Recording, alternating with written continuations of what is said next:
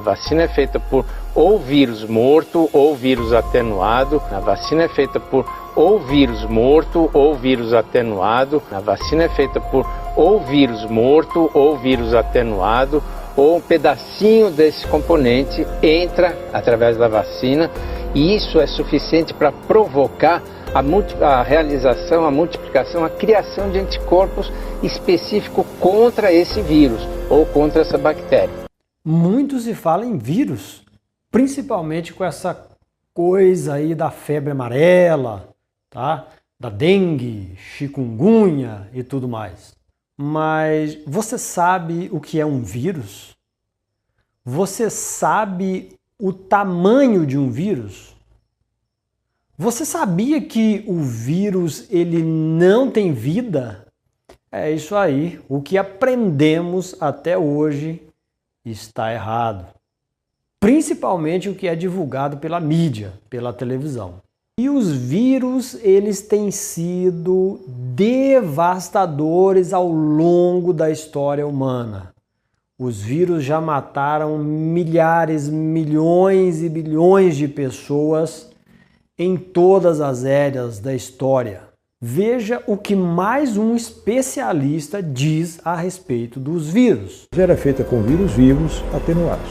O que é atenuado? Você vai repassando em algumas substâncias para tirar um pouquinho a agressividade desse vírus que causa doença.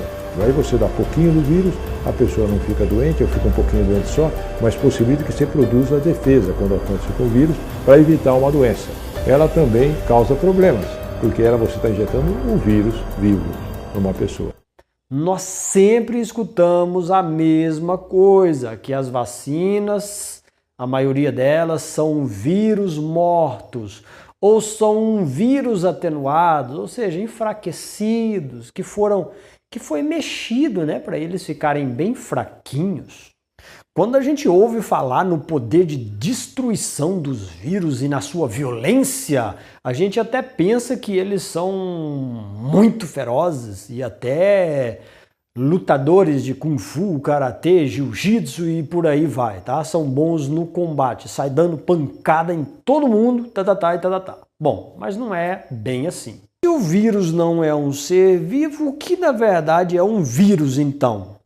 Um vírus nada mais é do que uma molécula de DNA ou um RNA, que é um material genético presente lá nessa molécula, e ele tem digamos que uma cápsula, tá? Ele tem um involucro chamado de capsídeo, que pode ser uma proteína. E o vírus ele age da seguinte maneira: ele só funciona, ele só vai dar problema quando ele está dentro da célula. Ou seja, o vírus ele é um parasita celular obrigatório.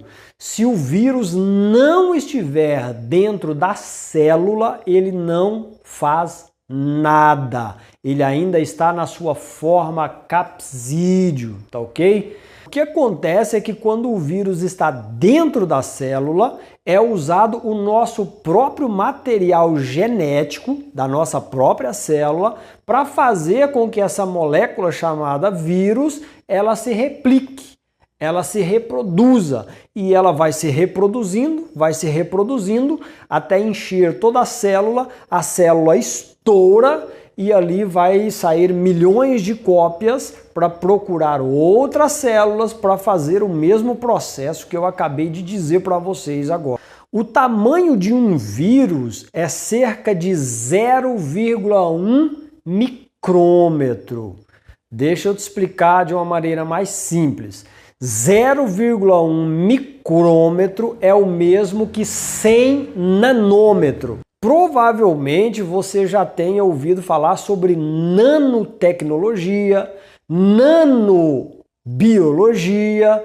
Então essa forma de chamar, ou seja, de expressar essa medida, essa métrica, nano, simplesmente você dividir 1 metro por 1 bilhão, tá? Se você dividir o metro por 1 bilhão, você vai ter 1 nanômetro, tá ok?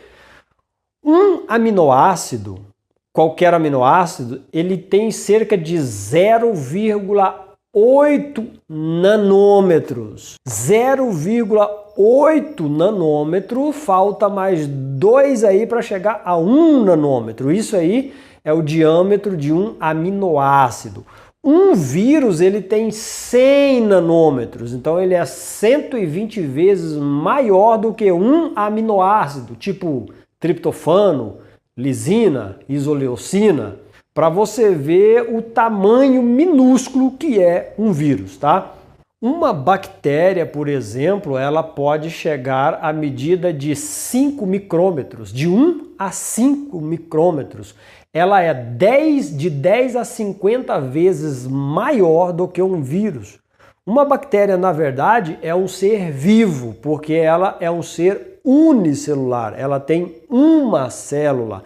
O interessante é que o desenvolvimento que a gente tem hoje na genética, tá? Na nanobiologia, eu chego a pensar que é muito prático hoje para, se alguém tiver uma má intenção aí, criar vírus em laboratório, tá?